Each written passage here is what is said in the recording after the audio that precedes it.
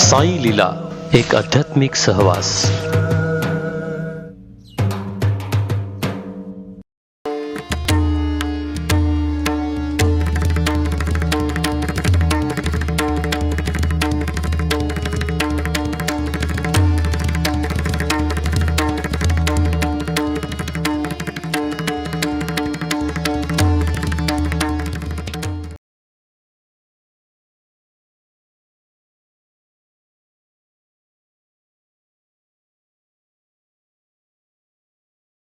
अवघे जगची महासुखे दुमदुमीत भरले. जयांचे केलिया स्मरण होय सकळ विद्यांचे अधिकरण. तेची वंदू श्रीचरण श्री गुरूंचे ते नमस्कारोनी आता. ऐशे माझे नाम घोषे नाही ची करीती विश्वाची दुःखे. अवघे जगची महासुखे दुमदुमीत भरले.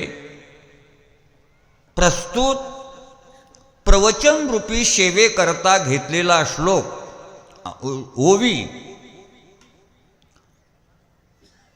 ज्ञानेश्वरीच्या 9व्या अध्यायातील सततं कीर्तयन्तो मां यतन्तश्च दृढव्रताः नमस्यन्तश्च मां भक्त्या नित्ययुक्ता उपासते या 14व्या श्लोकावरची आणि क्रमांकाने 200 नंबरची ओवी आज मी या ठिकाणी सेवेकरता घेतलेली.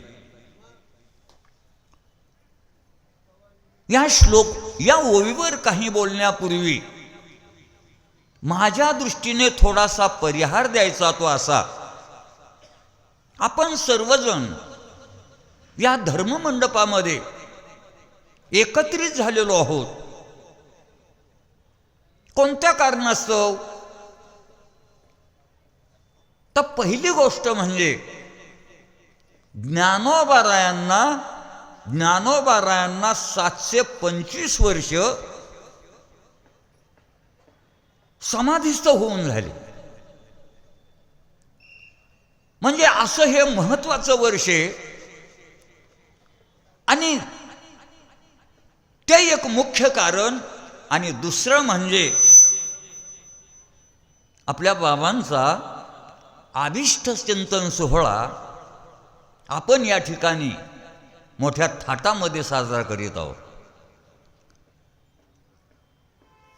बाबांची आपला अभिष्ट चिंतन सोहळा व्हावा अशी अजिबात इच्छा नव्हती. त्यांनी तर पहिला नकारच दिलेला होता. पण त्यांच्या मुखामध्ये एक इच्छा एक भाषा असायची. माझा अभिष्ट चिंतन सोहळा नाही, पण अखंड हरिनाम सप्ताह भव्य दिव्य स्वरूपाचा व्हावा ही त्यांच्या अंतकरणामध्ये इच्छा. बाबा म्हणजे योग्यता जरी मोठी असली तरी याच्यापासून वेगळे. वाचस्पतीचे नेपाडे सर्वज्ञता तरी जोडे. तरी वेडीवे माझी दडे महिमे भेने. चातुर्य लपवी महत्व हरवी पिशेपण मिरवी आवडून.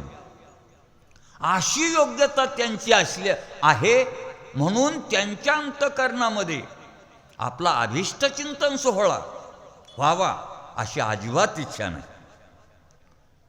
नव्हती. परंतु त्यांच्यावर जिव्हाळा असणारे त्यांच्याशी एकनिष्ठ असणारी ही जी भक्त मंडळी त्यांच्या मनात आलं आणि त्यांनी असं ठरवलं की बाबांचा अभिष्ट चिंतन सोहळा करायचा. आणि त्यांची तीव्र भावना बाबांनी जाणली आणि बाबा 2 पावलं मागे सरले. पण बाबांच्या अंतकरणामध्ये एक आहे. अखंड हरिनाम सप्ताह उत्साहपूर्ण वातावरणामध्ये भव्य स्वरूपाचा व्हावा. समाजाच्या कानावर हे परमार्थाचं हे नामस्मरणाचं चिंतन संत वाङ्मय त्यांच्या कानावर पडावं ही तीव्र इच्छा असल्या कारणाने त्यांनी या कार्यक्रमाला होकार दिला. आणि अशा होकार दिल्यानंतर त्यांच्यावर श्रद्धा असणारी फक्त इगतपुरी तालुक्यातीलच मंडळी नाहीत, तर उभ्या महाराष्ट्रामध्ये त्यांच्यावर प्रेम करणारी मंडळी आहे. आणि मग बाबांनी ठरवल्यानंतर या सप्ताहामध्ये कोणत्याही तऱ्हेची उणीव पडू नये म्हणून या परिसरातील लोकांनी तर कंबरच कसली, आपल्याला झुकूनच दिलं. परंतु इतर लोकांनी देखील त्यामध्ये आपली शक्तीपणाला लावली. या ठिकाणच्या सप्ताहाचं एक वैशिष्ट्य आहे. या सप्ताहामध्ये सारी भाऊक मंडळी तर आहेतच, त्याच्याबद्दल वादच नाही, पण भिन्न भिन्न पक्षाची देखील मंडळी बाबांच्या करता, बाबांच्यामुळे सारी एकत्रित झालेली. असं दृश्य तुम्हाला कुठेही दिसणार नाही. हे राजकीय क्षेत्रातली माणसं किती पैसा दिला तरी एकत्र येत नाहीत. तुम्ही किती पैसा द्या, पण ही मंडळी एकत्र येत नाहीत. परंतु बाबांचं या तालुक्यातलं, या जिल्ह्यातलं असं कार्य आहे की सारी मंडळी एकत्रित झालेली. एक तर म्हणजे आध्यात्मिक क्षेत्रातली मंडळी तर या ठिकाणी आहेतच.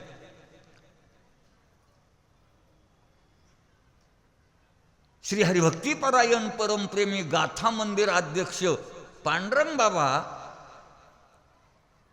त्यांच्यामुळे त्यांच्या साऱ्या गुरुकुलच्या सारी मंडळी या ठिकाणी हजर आहे. आणि महाराष्ट्रातली बाबांच्यावर श्रद्धा असणारी मंडळी ते देखील जातीने हजर आहे. महाराष्ट्रामध्ये प्रसिद्ध असणारे कीर्तनकार, रामायणकार, भागवताचार्य ही देखील मंडळी आहे. सारांचा नामनिर्देश करत नाहीत, परंतु आमचे श्री हरिभक्तीपरायण परमप्रेमी दीनानाथ महाराज हे देखील या ठिकाणी हजर आहे. आणि हे हसरे महाराजही आहे बरं का. कोण कशातमध्ये प्रसिद्ध, कोण कशातमध्ये प्रसिद्ध, हे माझ्यासमोर बसलेले आहेत ना दीनानाथ महाराजांच्या शेजारी, त्यांचं तुम्ही हसणं ऐकलं की तुम्हाला देखील हसा येईल.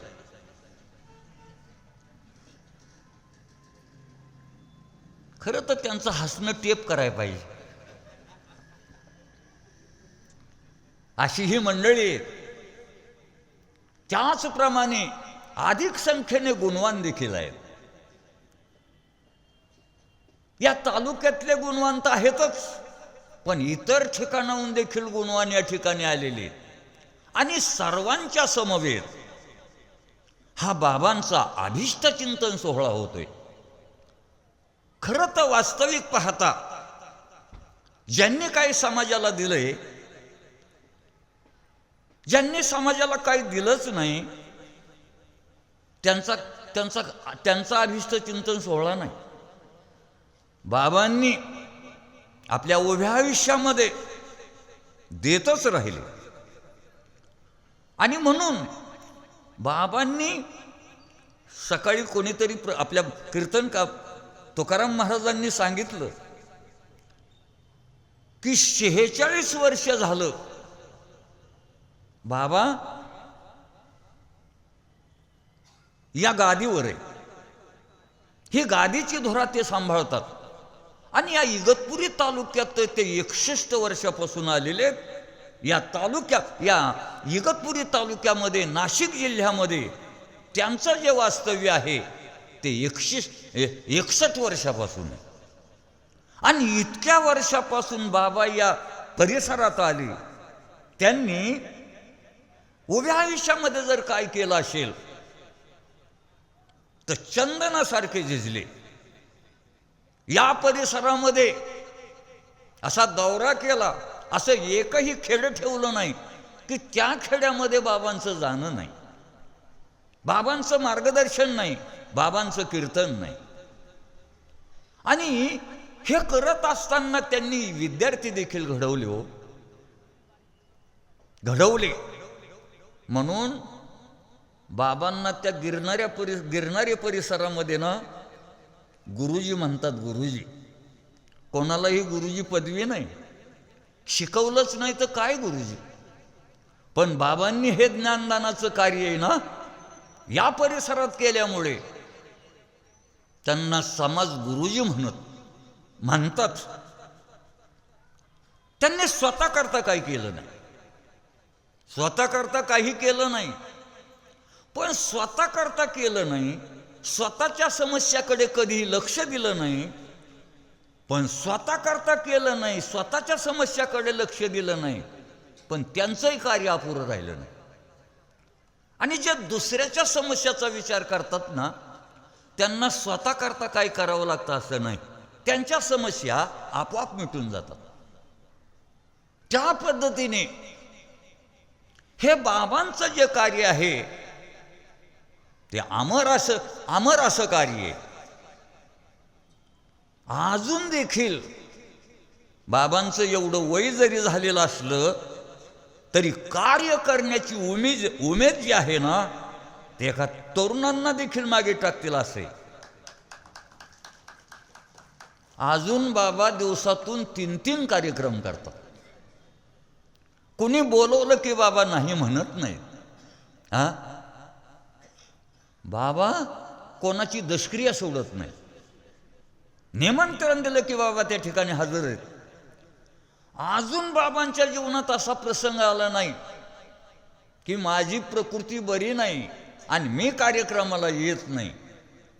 94-95 वर्षाचं वय झालं पण अजूनही त्यांच्या जीवनामध्ये ही तक्रार नाही. आम्हाला लोक बोलवतात दशक्रियेला,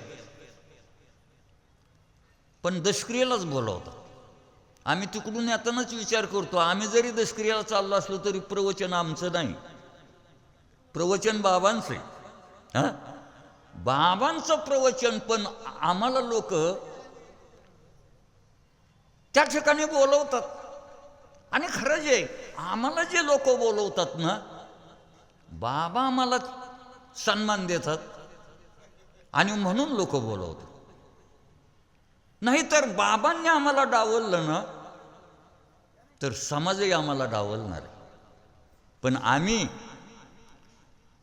या स्थानावर जे आहेत ना बाबांनी आम्हाला मोठं कांत करून जवळ केल्यामुळे एक या परिसरामध्ये आम्ही दिसतो बरं का. मोठं कोणाला म्हणायचं? जे परिस्थितीने मोठे आहेत त्यांना मोठं नाही, ज्यांचं अंतःकरण मोठं आहे ना ते खरे मोठे. आणि याच्या पुढे जाऊन सांगायचं म्हणजे जे छोट्याला मोठे पण देतात ना ते खरे मोठे असतात. आम्ही तसे मोठे नाही. समाजामध्ये आमचं हे जे मोठेपण आहे ते बाबांच्यामुळे. बाबा आम्हाला या ठिकाणी मोठ्या प्रेमाने निमंत्रित करतात. सकाळी आम्ही वास्तविक पाहता ते विना काय तसं काय एवढं लय त्याच्यातून हे नाही, पण तेवढ्यापुरतं नव्हतं तरी बाबा आल्याबरोबर म्हटले ज्याच्याकरता यायचे ते त्याला आले नाहीत, लेट झाले. आणि अशा पद्धतीने थोडे रागाने का होईना आम्हाला बोलले आणि आम्हाला असे बोलत असतात बाबा. आणि ते कडक बोलतात म्हणूनच आम्ही आमच्या मार्गाने व्यवस्थिशीर आहे.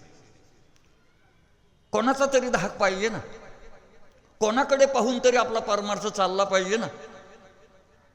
आणि खरं सांगू, मी मागेही सांगितलं असेल ना आताही सांगतो, अजून जे प्रसिद्ध आहेत असे मोठाले महाराज जरी असले तरी त्यांच्याजवळ मी कधी गेलोच नाही. त्यांना दुरून नमस्कार केला असेल, पण मी अतिशय जवळ जर कोणाच्या गेलो असेल तर बाबांच्या जवळ गेलो. मला बाबांच्या जवळ येण्याकरता बिलकुल संकोच वाटत नाही. लोक म्हणतात बाबा रागीट आहेत.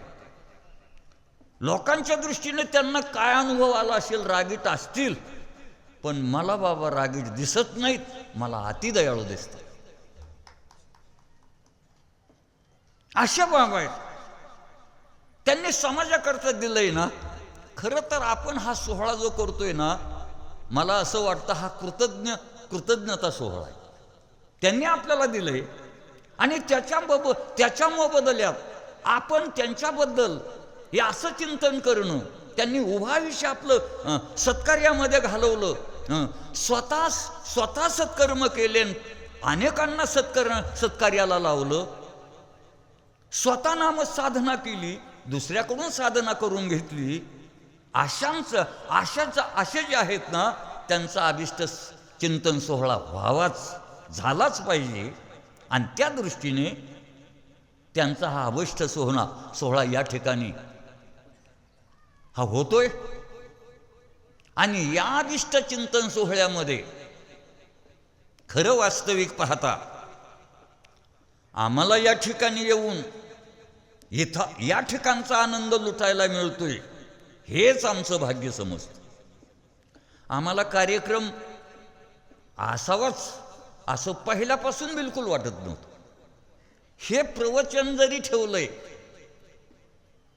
तरी काय हे वशेला लावून ठेवलं नाही, म्हटलं नाही. खरं कार्यक्रम या ठिकाणी व्हावा ही बिलकुल अंतकरणामध्ये इच्छा नाही. पण अंतकरणामध्ये इच्छा अशी तीव्र होती की बाबांचा अभिष्ट चंदन सोहळा होतोय ना, त्या दिवशी अभिष्ट चिंतन सोहळ्याला 7 दिवस तारखा जरी आल्या तरी घ्यायच्या नाही, त्याच ठिकाणी राहायचं हे पहिल्यांदाच ठरवून टाकलेलं होतं. आणि म्हणून यात आमचे काही कार्यक्रम जरी असले तरी, तुम्हाला काही गावांची नावं सांगतो, त्या गावातले कार्यक्रम रद्द केले आणि या कार्यक्रमाकरता आम्ही हजर राहिलो. आमची एक सद्भावना आहे, अरे असा सोहळा पुन्हा आम्हाला पाहायला मिळतोय की नाही कोण जाईल.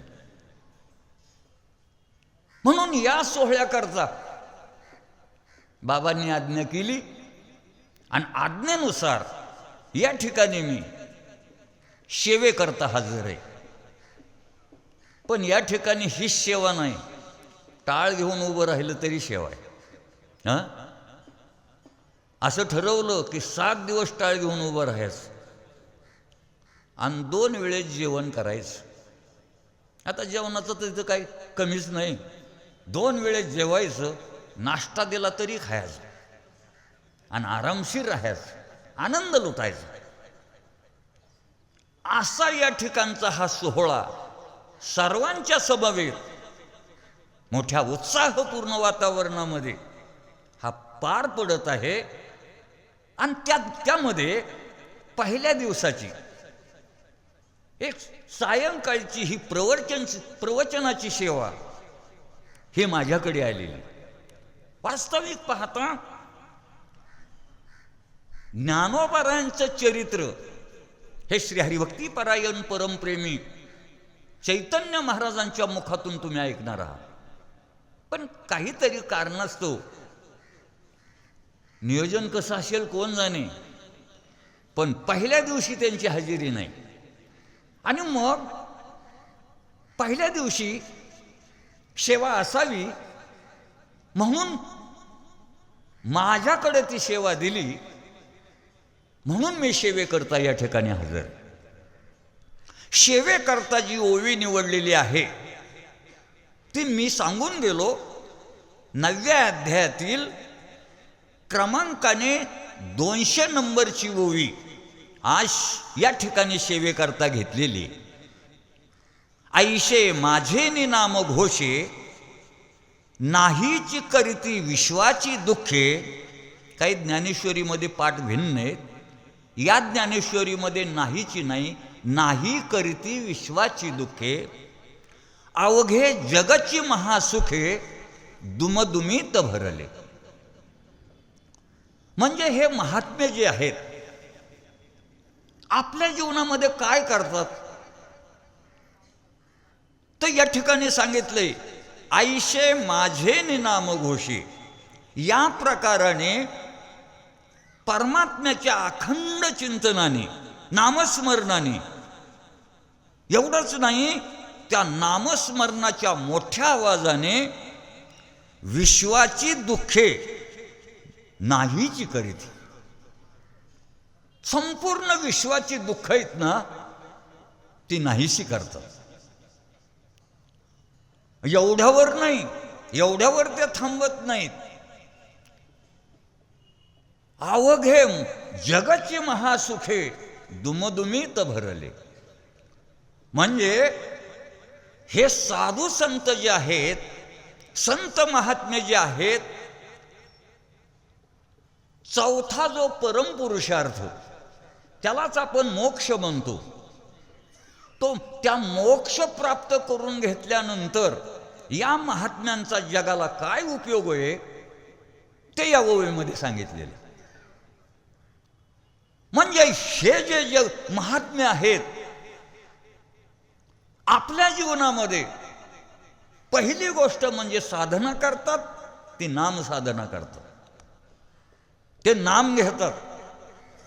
आणि खरं आहे बरं का, त्यांचं उभं आयुष्य जे आहे ना, मंगल असं नाम घेण्यामध्ये जात. सकळ मंगळ निधी श्री विठ्ठलाचे नाम आधी. आपला पहिलाच दिवस आहे आणि पहिल्याच दिवशी नामाने सुरुवात करावी लागते. मंगल नाम घ्यायचं आणि कार्यक्रमाला सुरुवात करायची. मला वाटतं हे संतांचं जे कार्य आहे, हे सांगता सांगता आपण मंगल अशा नामाचंही वर्णन करावं, म्हणजे आपल्याकडून मंगल साधलं जाईल. असं हे मंगल नाम आहे, ते परमात्म्याचं मंगल असं नामस्मरण हे साधू संत करतात, अखंड करतात.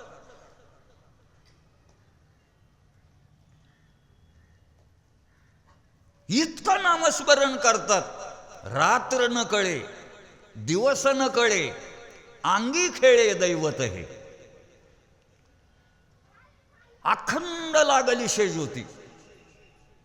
म्हणजे रात्रंदिवस हे साधू संत आहेत ना, ते नाम घेतात. आणि असं नाम घेत असल्यामुळे त्यांच्या जीवनामध्ये हे मोठ्यातलं मोठं जर कार्य कोणतं असेल तर मंगल नाम घेणं हे त्यांच्या जीवनातलं कार्य. सामान्य गोष्ट नाही. एक तर माणसाच्या मुखात नाम येत नाही, येत नाही. कोणाच्या मुखात नाम येतं? हा, जन्मजन्मांतरी आशेल पुण्य सामुग्री, तरीच नाम जिव्हाग्री येईल श्रीरामाची. जन्मजन्मांतराची पुण्याची सामुग्री असेल तर हे नाम मुखात येतं, नाही तर नाम मुखात येत नाही. नाम मुखात येणं ही सामान्य गोष्ट नाही. म्हणून तर आमचे ज्ञानोबाराय म्हणतात ना, ह्या नामाची आवड असणं, विठ्ठलाची आवड असणं, याला सुकृताची जोड पाहिजे. हा, बहुता सुकृताची जोडी आणि म्हणून विठ्ठली आवडी. असं ते सुकृताची जोड जर असेल तर माणसाच्या मुखामध्ये नाम येत, कोणाच्याही मुखात नाम येत नाही. पुण्याही जर नसेल तर नाम मुखात येणं अवघड आहे, येत नाही. एक माणूस पारमार्थिक होता, कीर्तन भजन आवडीचा विषय असल्या कारणाने तो कीर्तनाला जायचा, भजनाला जायचा, नामस्मरण करायचा, मंदिरामध्ये दर्शनाला जायचा. पण त्याची जी आई होती ना, ती नामस्मरण करत नव्हती. त्याला असं वाटायचं आपण नामस्मरण करतो, भजन कीर्तन ऐकतो, मंदिरामध्ये दर्शनाला जातो, आपल्या आईने देखील भजन कीर्तनाला यावं, पण त्याची आई मात्र भजन कीर्तनाला येत नव्हती. तिला परमार्थाची आवड नव्हती. पण म्हातारी आजारी पडली. याला असं वाटू लागलं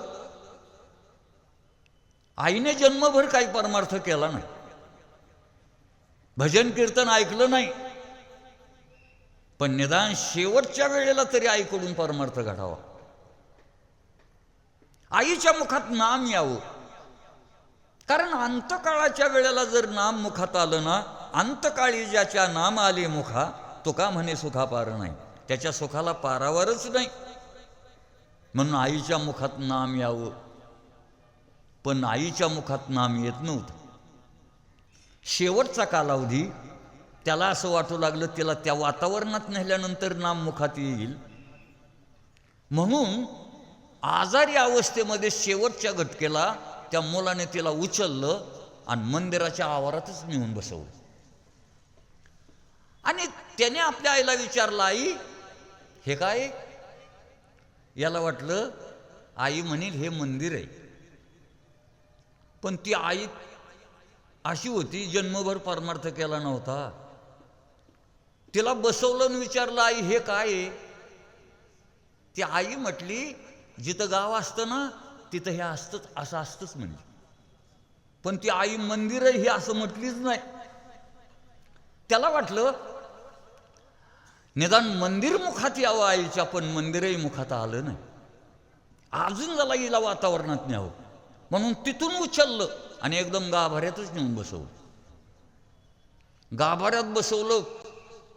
प्रभू रामरायाची मूर्ती, सीता माता, लक्ष्मण हे असे डोळ्यासमोर दिसत असताना समोर बसवलं आणि विचारलं, आई हे काय? पण आई म्हटले हे जिथं हे असं असतं ना म्हणले, त्यात हे असं असतंच म्हणले. पण ही मूर्ती अशी म्हटलीच नाही आहे, म्हटलीच नाही. पहिल्यांदा आवारात मांडलं तर म्हटली जिथं गाव असतं तिथं हे असं असतंच म्हणले. बरं मंदिरात बसवलं, मूर्ती समोर बसवलं तरी तिला वाटलं की रामाची मूर्ती, भगवान सीता माता आहे असं काही म्हणेल आणि या माध्यमातून तरी हिच्या मुखामध्ये रामाचं नाव येईल. पण रामाचं नावच नाही आलं तिच्या. त्या मंदिराला म्हणले हे जिथं जिथं असतं ना, ज्या गावात असलं त्याच्यात हे म्हणले असं असतंच म्हणजे. पण तिच्या मुखात नामस्मरण आलं नाही. म्हातारी गेली. आता मुलगाच होता. मुलाला असं वाटू लागलं आपण प्रयत्न केला पण आईच्या मुखात नामस्मरण आलं नाही. आई तशीच गेली. पण आपलं मुलाचं कर्तव्य, निदान आई गेली पण आईची अस्थी तरी आपण ना हरिद्वारला गंगेमध्ये विसर्जित करावे असं मुलाच्या मनात आलं. आता जिने परमार्थच केला नाही तिच्या अस्थी गंगेला नेऊन तरी काय उपयोग. पण याची भावना म्हणून ती अस्थी घेऊन तो गंगेत विसर्जन करण्याकरता निघाला. संध्याकाळच्या 5च्या सुमाराला दिल्लीला आला. दिल्लीला आला तर त्याचा जिव्हाळ्याचा लहानपणचा मित्र भेटला. बोलणं झालं आणि बोलता बोलता सांगितलं, अरे कुणीकड? आणि म्हणला माझी आई गेली आणि आईची अस्थी गंगेला विसर्जित कराव्या म्हणून मी ना आता निघालेलो हरिद्वारला.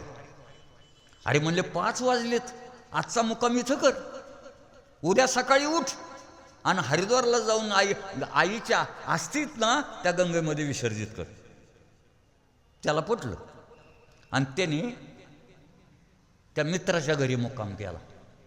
त्या अस्थीची जी पिशवी होती ना ती खुंटीला अडकवली आणि हे बाहेर बसले. आता याच्या मित्राच्या कुटुंबाचा जो स्वभाव होता ना, पाहुणे आले की पाहुण्याच्या पिशव्या चापायचे.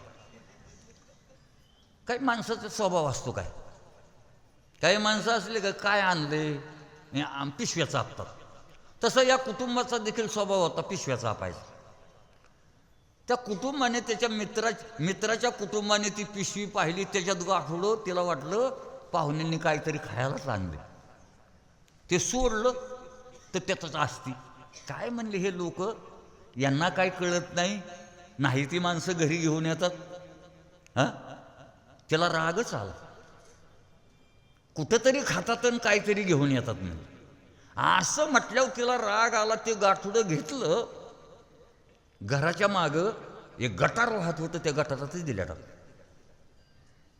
सकाळी हा मित्र उठला आणि निघाला. त्याने पिशवी अडकवली होती, पिशवी घेतली ना हरिद्वारला गेला. गंगेवर गेल्यानंतर त्या ब्राह्मणाने सारं पूजेचं साहित्य आणलं.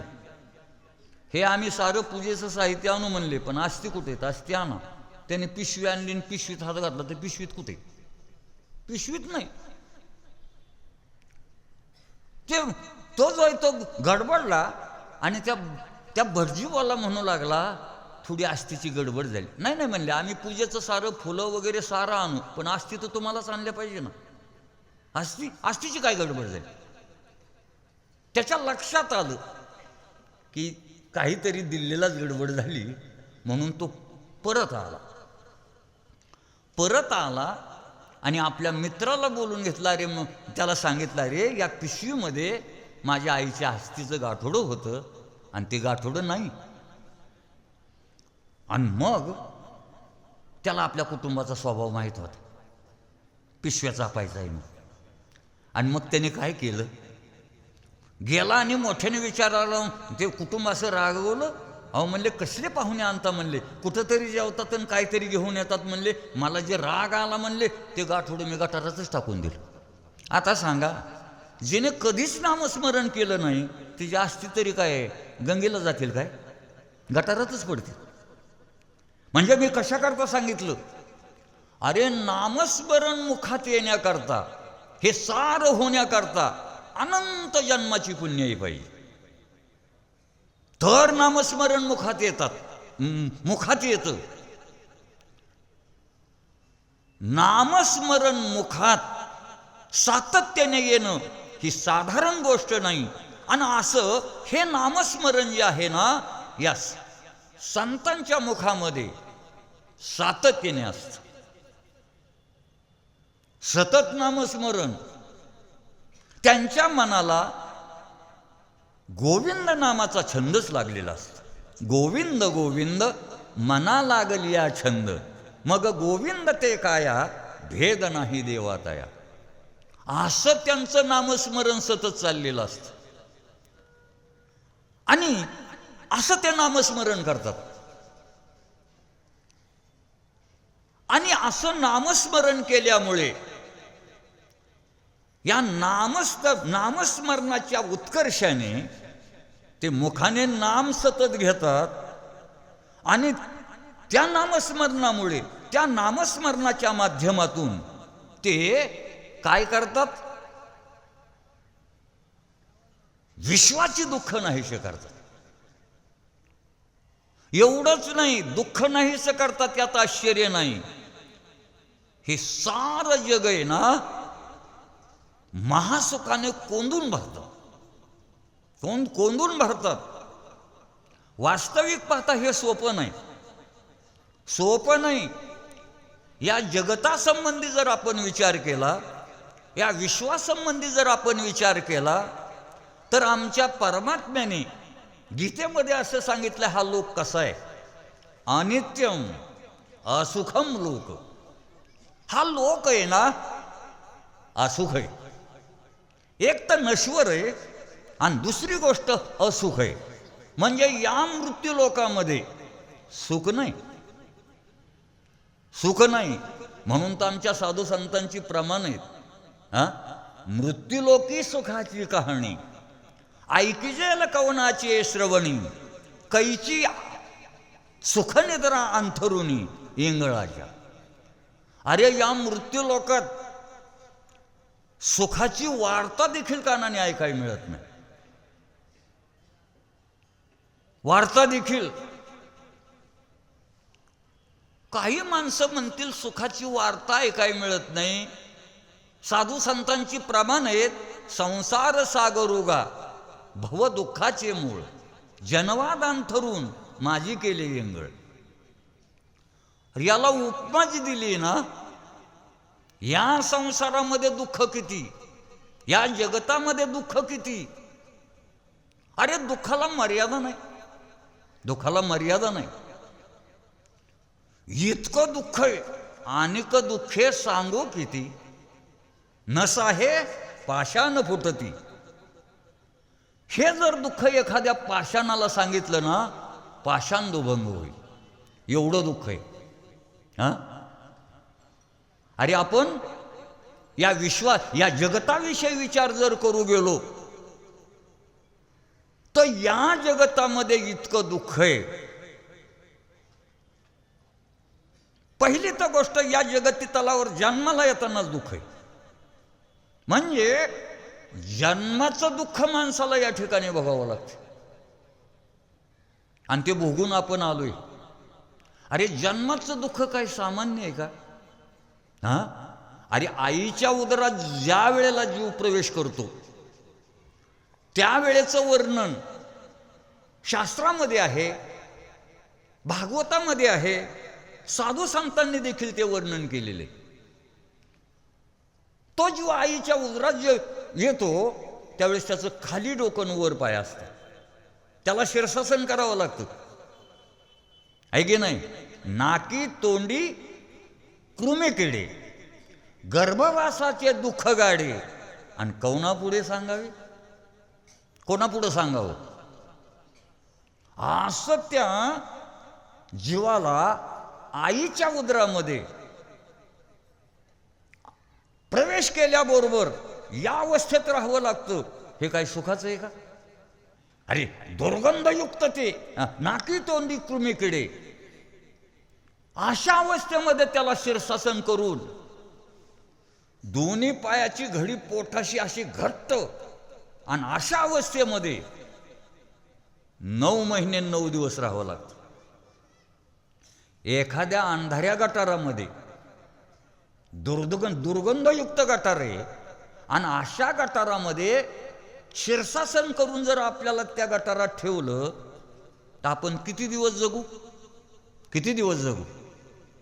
9 महिने 9 दिवस नाही, अरे 9 सेकंद जगण्याची अवस्था नाही. पण अशा अवस्थेमध्ये त्या ठिकाणी आपण आईच्या उदरामध्ये ज्या वेळेस प्रवेश करतो त्यावेळेस आपल्याला शीर्षासन करून त्या ठिकाणी राहावं लागतं. किती दुःख! अरे ते दुःख ऐकलं की अंगावर काटा उभा राहतो. मला तर असं वाटतं ते दुःख जर आपण शांत चित्ताने ज्या ग्रंथामध्ये सांगितलं ते ग्रंथातलं जर वाचलं ना, पुन्हा आपण जन्माला यायचं मनातच आणणार नाही. असं दुःख आणि भोगून आपण जन्माला आलोय. मला असं वाटतं आता आपण ते भोगलंय, पण त्याचा आपल्याला विसर पडलाय, त्याचा आपल्याला आठवू नाही. साधं दुःख नाही, अरे त्या आपल्याला दुःख त्या आईच्या उदरात, पण आपल्याला जन्म देताना आईला तरी किती दुःख.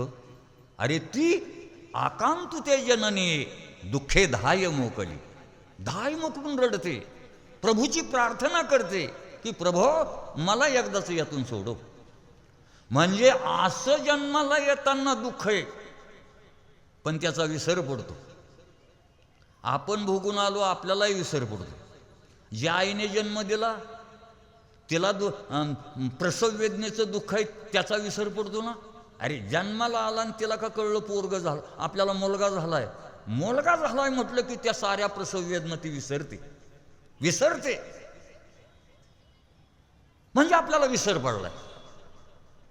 आणि ही जन्माचं दुःख भोगून आलोय आपण. जन्मानंतर जगण्याचंही दुःख आहे बघा, आहे का नाही बोला?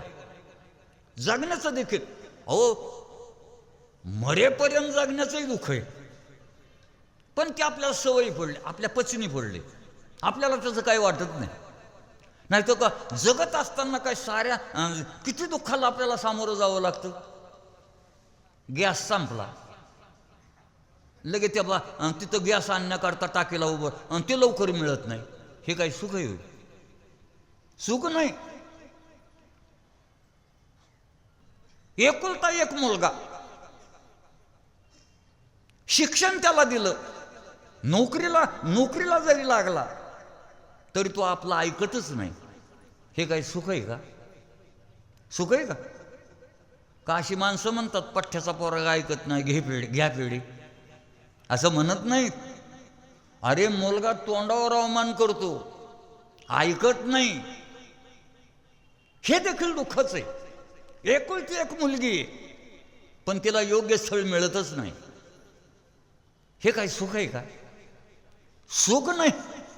अरे एवढंच नाही, ह्या हजारो अशा प्रकारच्या आपल्याला या जीवनामध्ये हे करत असताना लटपटी कराव्या लागतात आणि त्याच्यातून आपल्याला मार्ग काढावा लागतो. मग हे सुख नाही ना, दुःख आहे. पण असं जीवन जगत असताना देखील इतकं माणसाला दुःख भोगावं लागतं, तरी देखील सवयीने माणसाला ना ते दुःख सुख वाटतं, दुःख सुख वाटतं. पण अनंत प्रकारचं दुःख याच्यात, सुखाचा लेश नाही. काही माणसं म्हणतील जर सुखच नाही, आम्ही तर नेहमीच सांगत असतो भाऊ, खरंच सुखच नाही, फक्त मानव सुख आहे. मानायचं ते सुख नाही, ते दुःखच आहे. पण त्या दुःखालाच म्हणायचं सुख. सुख नाही,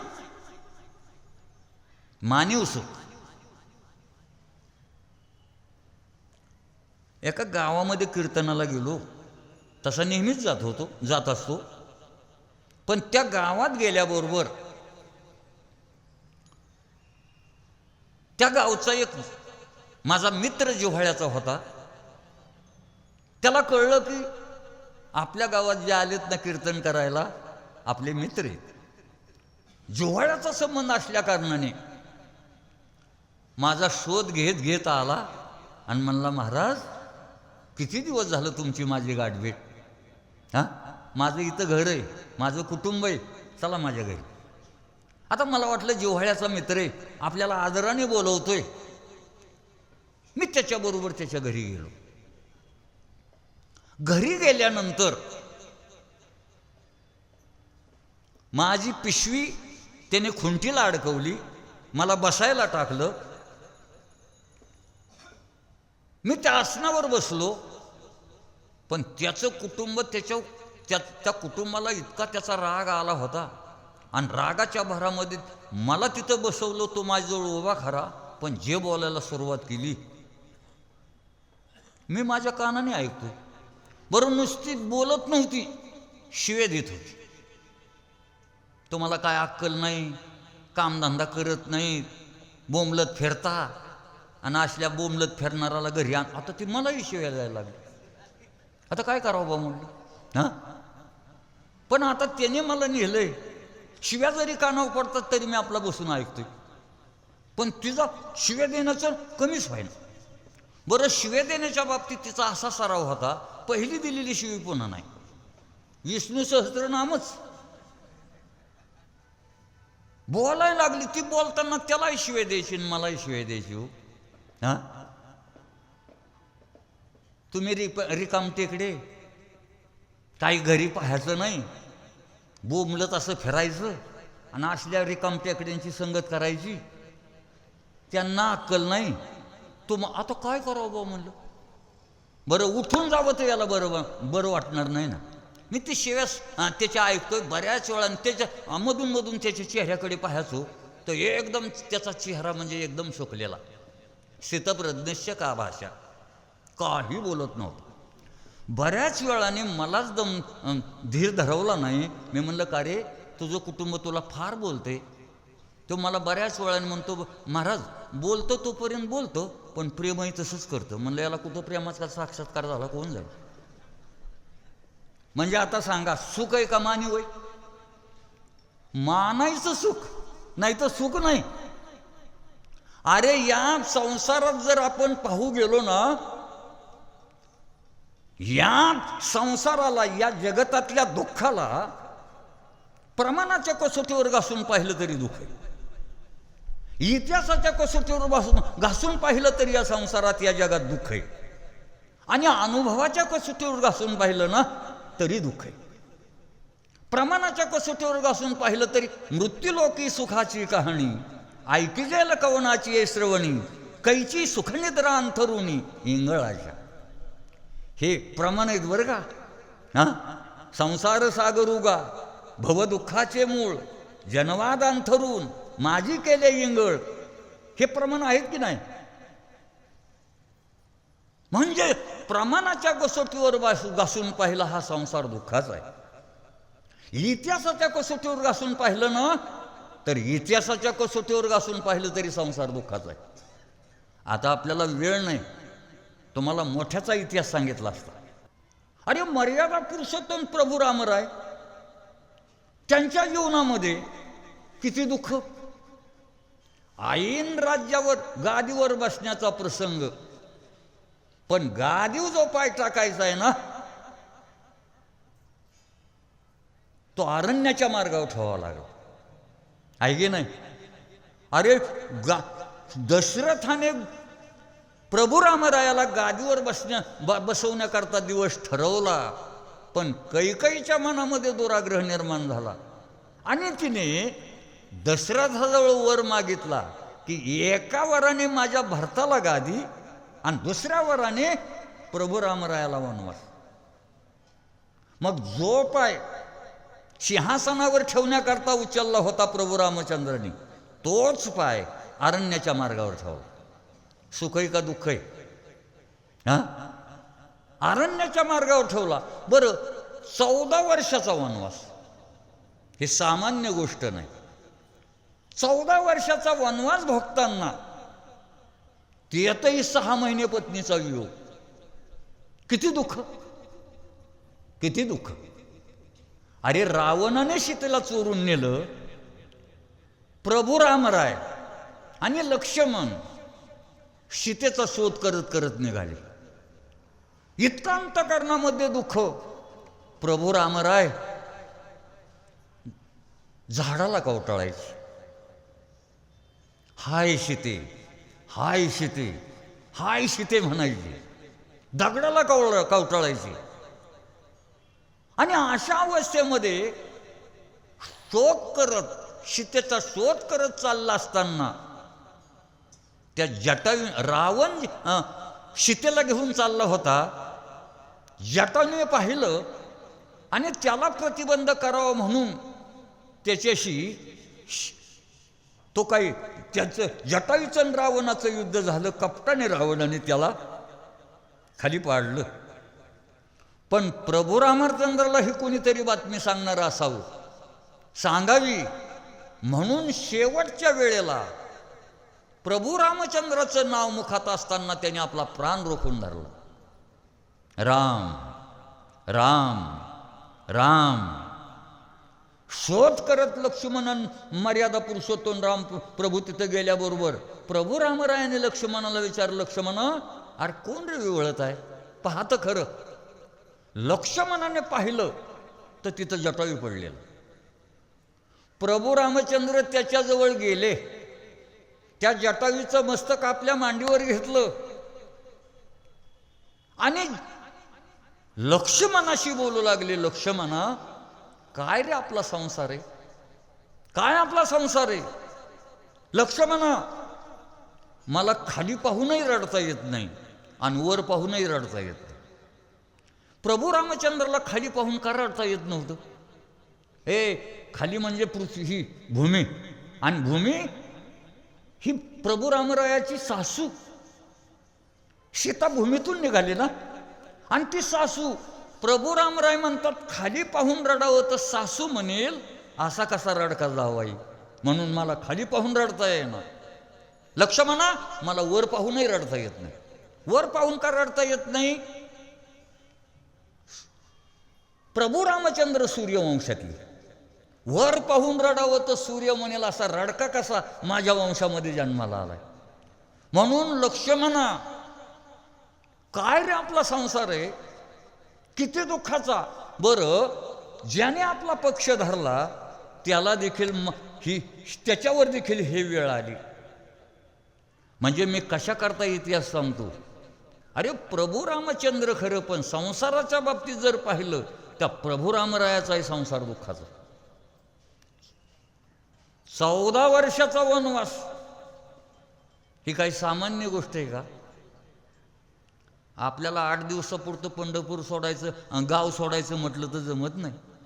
हां बरं, पंढरपूरला जायच्या वेळेला सारं साहित्य असतं ना, लाडू, करंज्या, शंकरपाळ्या, शेंगदाण्याची चटणी, खोबऱ्याची चटणी, कारळाची चटणी, जे घरी खायला मिळत नाही ते बरोबर घेतो.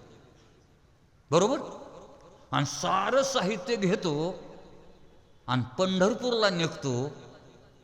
तो पंढरपूरला निघाले की त्याची घरातली माणसं त्याला वाट लावायल्यात.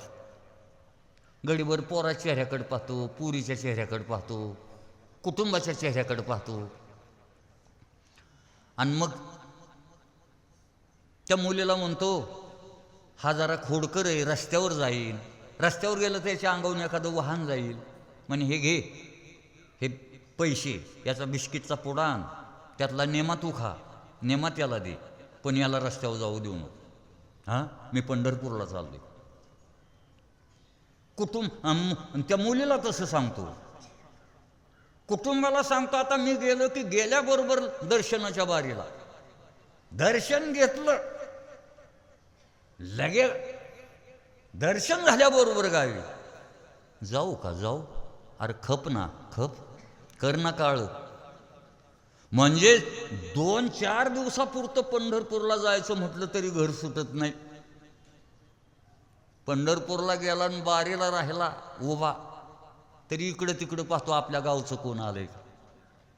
तेवढ्यात एखादा जर लांब दिसला तुमचा, ए इकडे तुला माझ्या जागेवर, माझ्या पुढे जागा देतो, आणि त्याला पुढं जागा देतो. तो जवळ आल्या म्हणतो, का रे कधी आला? तो म्हणतो आताच आलो. म्हणतो मी काल आलो. का रे तू येताना आपल्या घरून आला का? तो म्हणतो आलो. मग मुलाचं कसं, मुलीचं कसं, आणि ती काय म्हटली? तो विनोदी असतो. तो म्हणतो ती काय नाही म्हणली, तिकडेच काळ कर म्हटली. म्हणजे 4 दिवसाचं घर आपल्याला सोडायचं म्हटलं तर सुटत नाही. अरे प्रभू रामरायाने रत्नजडित महालाचा त्याग केला, भरजरी कपड्याचा त्याग केला, अनंत प्रकारचे भोग, सूर्यदर्शन माहीत नाही. पण अशा प्रभू रामरायाला गादी उपाय ठेवायचा आहे, तो वनाच्या मार्गावर ठेवावा लागला. किती दुःख सहन केलं. म्हणजे इतिहासाच्या कसोटीवर घासून पाहिलं तर हा संसार दुःखाचा आहे. बरं, तुम्ही म्हणाल प्रभू रामरायाचा दृष्टांत दिला. अरे दुसरा दृष्टांत द्यायचं, आपल्याला छोट्याचा दृष्टांतच द्यायचा नाही. अरे भगवान श्रीकृष्णाच्या याच्यात तरी काय आहे का? थोडं बैठकीत बसायचं जावं म्हणावं तर ते बळरामदांना नांगर घेऊनच जावायचं. बरं, त्या घरातल्याला कंटाळून बाहेर फिरायला जायचं म्हणलं तर ते गरुड बेट आठवून बसायचं. म्हणजे भगवान श्रीकृष्णाचा संसार देखील दुःखाचाच. आता राहिला एक मोठा आहे बघा, हां सबदेवन का बाबा शंकरजी. हां पण शंकरजीचा संसार तरी काय सुखाचा? ए घरामध्ये किती माणसं, भगवान शंकर, पार्वती, कार्तिक स्वामी, गणपती, आणि त्यांच्याजवळ आपल्या कार्तिक स्वामीचं तर लग्नच नाही, आणि गणपतीची काय नाव, शारदा ना. हां हां म्हणजे कुटुंब किती माणसाचं? कुटुंब 5 माणसाचं, पण रेशन 14 माणसाचं. हे गंमत आहे की ना? स्वतःला बाबाला 5 मुख, हे 5, आणि कार्तिक स्वामीला किती? कार्तिक स्वामीला, अरे कार्तिक स्वामीला 6 तोंड, 5 आणि 6 11. बरोबर आहे ना? चुकीचं म्हणू नका, आणि जर चुकत असेल तर सांगा. अरे 11 गणपती, आपले गणपती. बरं, गणपतीला पुन्हा हातीचं तोंड. अरे हे काय आहे? म्हणजे कुटुंब जरी असलं तरी एवढ्या माणसाचं. आणि बरं त्यातही गळ्यात सर्प, त्या एका मुलाचं वाहन उंदीर, गळ्यातला साप, उंदीर पाहिला की धावायचा. अरे सारं. आणि ही गंगा डोक्यावर बसलेली. हां, मग पार्वतीला तिच्याबद्दल हेवा वाटायचा. त्यांचा मत्सर. म्हणजे भगवान शंकर एवढे मोठे सबदेवन का बाबा असणारे खरे, पण संसाराच्या बाबतीत पाहिलं तर त्यांचाही संसार दुःखाचा. म्हणजे इतिहासाच्या कसोटीवर घासून पाहिलं संसार दुःखाचा. दोन कसोट्या पाहिल्या आपण. एक प्रमाणाची कसोटी पाहिली, प्रमाणाच्या कसोटीवर पाहिलं तर संसार दुःखाचा. इतिहासाची कसोटी घासून पाहिली संसार दुःखाचा. राहता राहिला अनुभव. अनुभवाच्या कसोटीवर घासून पाहिलं तरी संसार दुःखाचा आहे की सुखाचा आहे? तुमचा काय अनुभव आहे? संसार सुखाचा आहे का? नाही. अरे ठाऊकची आहे संसार दुःखाचा. हे सारे ज्येष्ठ मंडळी ना, यांना माहीत आहे हा संसार दुःखाचा आहे. अनुभव आहे त्यांना. टोले काही कमी बसतात, पण त्या टोल्याची सवय लागल्यामुळे ते म्हणतात तेही दिन निकल जाएंगे. हे चालायचंच. अटक्कल पडायची वेळ आली ना, कुठपर्यंत चालायचं? ह्या संसारात टोले कमी बसत नाहीत, पण माणसं सहन करतात. त्या सहन करण्याकडे पाहिलं वाटतं यांची किती कॅपॅसिटी मोठी या. अरे इतके टोले, केस कमी एवढे टोले संसारात. आमच्यासारख्याला वाटतं हे जगतातच कशी. आहे का नाही अनुभव? पण सांगत नाहीत. का सांगत नाहीत? त्यांना दिंडी तयार करायची. सांगत नाहीत बाबा. हे म्हाताऱ्या माणसांना, ह्या ज्येष्ठ मंडळीला विचारलं, हे संसारातलं हे बरं आहे का नाही? हा मग बरं आहे म्हणतात. लग्न करणं बरं आहे.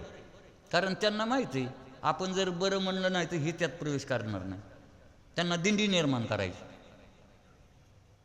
एकाने ती कुत्र्याची शिफ्टी अशी वळलेली पाहिली. त्याला वाटलं ही वाकडी आपण सरळ करायची. म्हणून त्याने काय केलं, ती कुत्र्याची शेपटी नळीमध्ये 6 महिने घातली. 6 महिने त्या कुत्र्याची शेपटी त्या नळीत.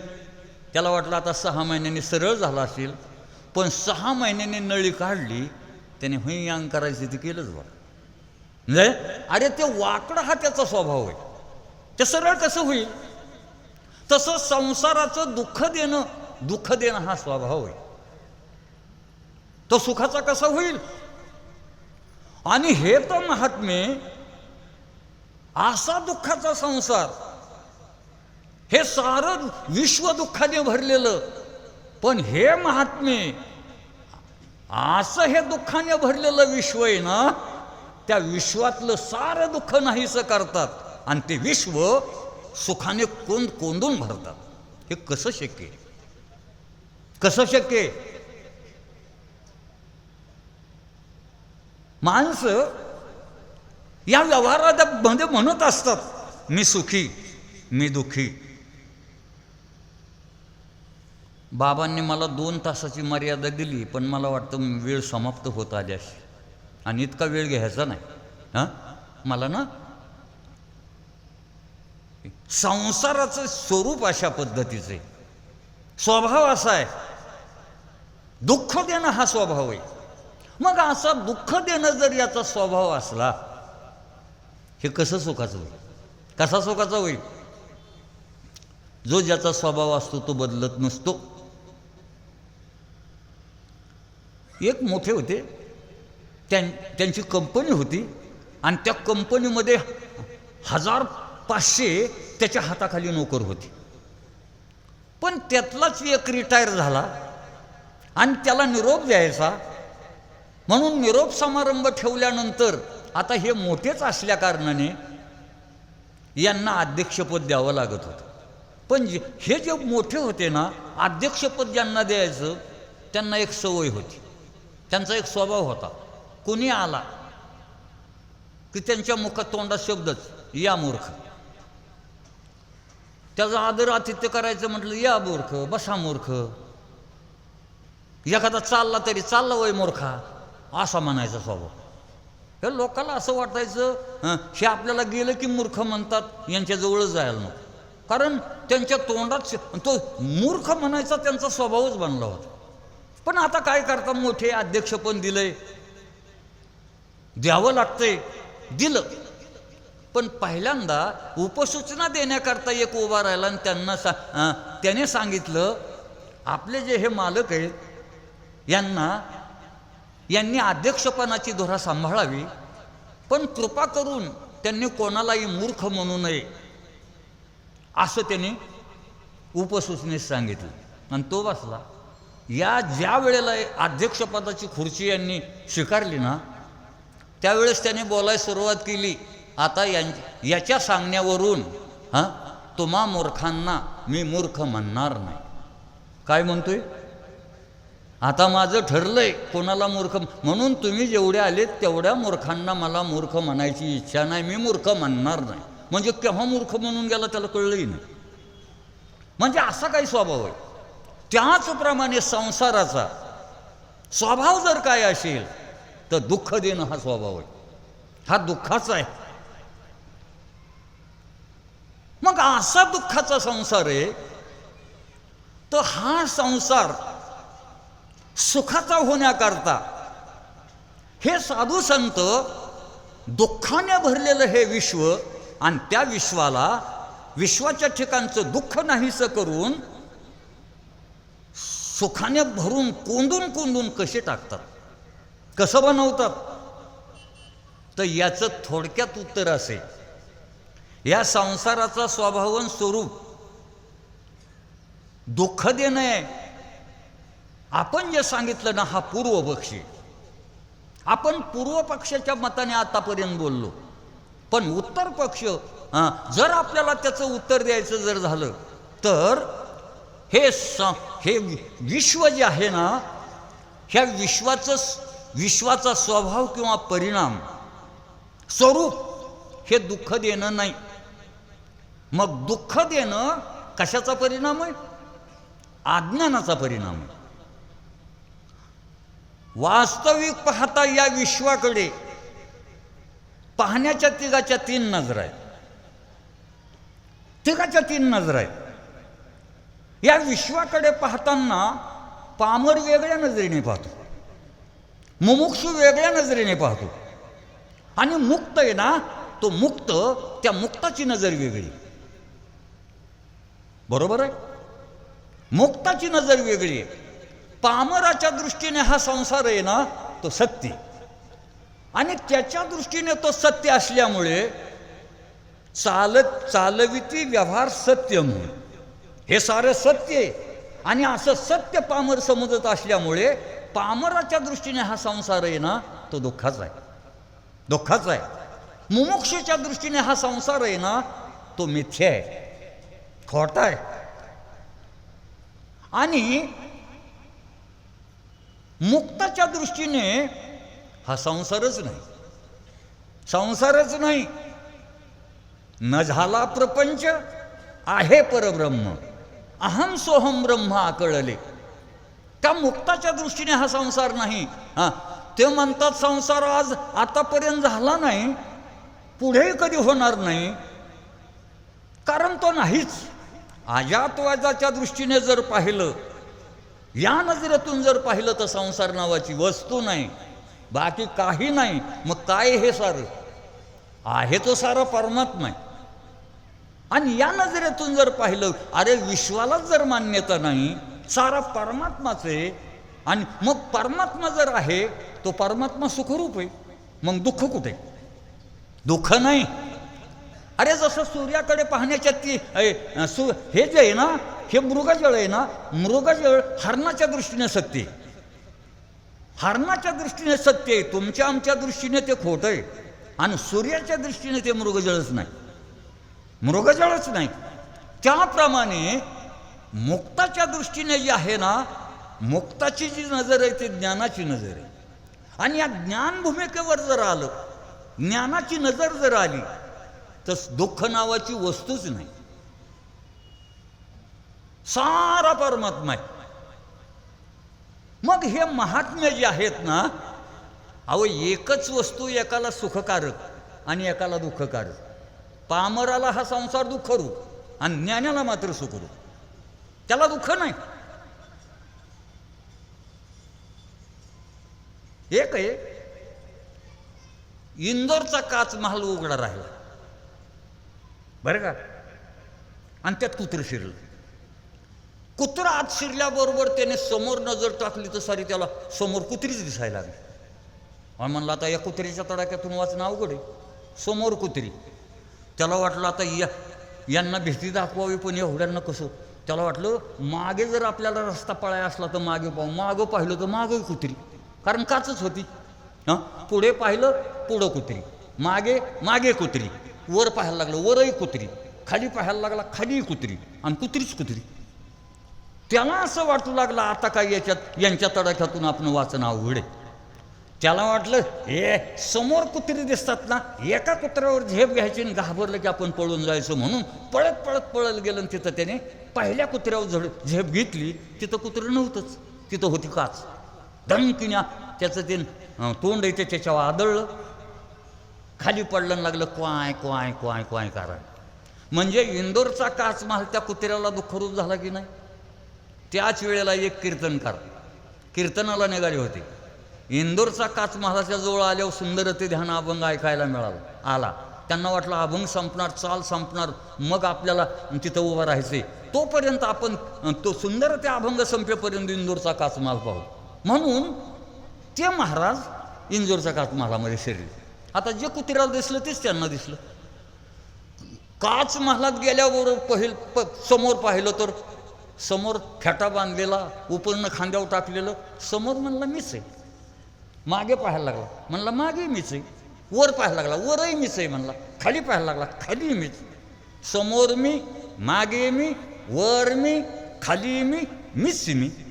ही सारी माझीच रूप आहे. म्हणून तो इंदोरचा काच महाल त्या कीर्तनकाराला सुखरूप झाला की नाही. हां, इंदोरचा काच महाल सुखरूप. अरे त्याचप्रमाणे हा जो संसार आहे, हे जे विश्व आहे ना, पामराच्या दृष्टीने सत्य असल्यामुळे ते जे विश्व आहे ते त्याला दुःखरूप आहे. पण ज्ञानाच्या नजरेतून जर पाहिलं ना, ते विश्व नाही परमात्मा आहे. आणि अशी ज्याला ज्ञानाची नजर आहे ना, त्याला हे विश्व जे आहे ते परमात्म स्वरूप आहे. या ठिकाणी परमात्म्या वाचून काहीच नाही. मग दुःखाला वाव कुठे. मग हे जे महात्म्य आहेत ना, अरे हे महात्मे स्वतः नामस्मरण करतात आणि स्वतः नामस्मरण करून त्या नामस्मरणाच्या माध्यमातून साऱ्या जगाला या नामस्मरणाच्या माध्यमातून ज्ञानाच्या बैठकीवर आणतात, ज्ञानाची नजर प्राप्त करून देतात आणि साऱ्या विश्वातलं दुःख ना या नजरेतून ते साऱ्यांचं खलास करतात, नाहीसं करतात. हे म्हणणं आहे, पण खरं ना दुःख नावाची वस्तूच नाही. अशा बोधावर आल्यानंतर त्या बोधावर साऱ्या नामाच्या माध्यमातून अशा बोधावर साऱ्याला आणतात आणि साऱ्या जगाला ते सुखी करतात, सुखाच्या साम्राज्यावर बसवतात. हे महात्म्यांचं कार्य. माझी सेवा समाप्त झाली. अशा प्रकारची ही जी ओवी घेतली, हे साधू महात्मे आपल्या जीवनामध्ये ऐशे माझे नाम घोषे, नाहीची करती विश्वाची दुःखे. या नामस्मरणाच्या माध्यमातून अरे हे नाम घेतात आणि उपयोग मात्र साऱ्या जगाला होतो. त्या माध्यमातून साऱ्यांना ज्ञानाच्या बैठकीवर आणतात, त्यांना ती नजर प्राप्त करून देतात आणि साऱ्या या विश्व आनंदाच्या गादीवर बसवतात. असं हे महात्म्यांचं कार्य. मी ही ओवी घेण्याचं कारण म्हणजे आज हा जो सोहळा चाललेला आहे, अभिष्ट चिंतन सोहळा, आमच्या बाबांनी देखील आपल्या उभ्या आयुष्यामध्ये हीच साधना हाती घेतली. भजन कीर्तनाच्या माध्यमातून सारा महाराष्ट्र धरून सोडला. साऱ्या समाजामध्ये स्वतः ही साधना केली आणि समाजाकडूनच करून घेतली आणि साऱ्या समाजाला एक अशा प्रकारच्या या भूमिकेवर आणलं. म्हणून जिकडं तिकडं आनंदाचं वातावरण, दुःखाचा लेश नाही. अशी त्यांनी देखील आपल्या जीवनातली ही बड्यातली बडी अशी कामगिरी केली आणि म्हणून त्यांचा हा अभिष्ट चिंतन सोहळा होतोय. आणि खरे बरं का, असा होणंच गरजेचं आहे. सारी मंडळींनी विचार करून हा सोहळा या ठिकाणी ठेवला ना. एक आहे आता असा सोहळा मला तर वाटतं आमच्यासारख्याला पुन्हा पाहायला मिळणार नाही. म्हणून आता या सोहळ्यामध्ये जेवढे आपण सामील झालेलो आहोत त्यांनी या सोहळ्याचा आनंद 7 दिवस लुटायचा आणि लुटण्याकरताच आपण आलेलो आहोत. याच्याकरता आता माझ्याकडून बाबांचं काही जास्तीत जास्त हे कारण मी जास्त लहान तोंडाने मोठा घास घेणार नाही. पण बरं का, हे तुम्हा सर्वांच्या सदिच्छेतून माऊलीची देखील एक अशा प्रकारची बाबांच्यावर कृपाच होणार आहे. म्हणून माऊलीच्या कृपेने, जोग महाराजांच्या कृपेने बाबांना ना पुढं परमेश्वराने आयुष्य द्यावं आणि त्या राहिलेल्या आयुष्यात देखील त्यांच्याकडून असंच कार्य घडावं ही तुम्हा सर्वांच्या वतीने प्रभूची प्रार्थना करतो आणि माझं प्रवचन या ठिकाणी पूर्ण करतो. पुंडली गौरदे हरी विठ्ठल श्री ज्ञानदेव तुकाराम ठालू ठालू ठालू ठालू ठालू ठालू ठालू ठालू. पुंडली गौरदे हरी विठ्ठल श्री ज्ञानदेव तुकाराम.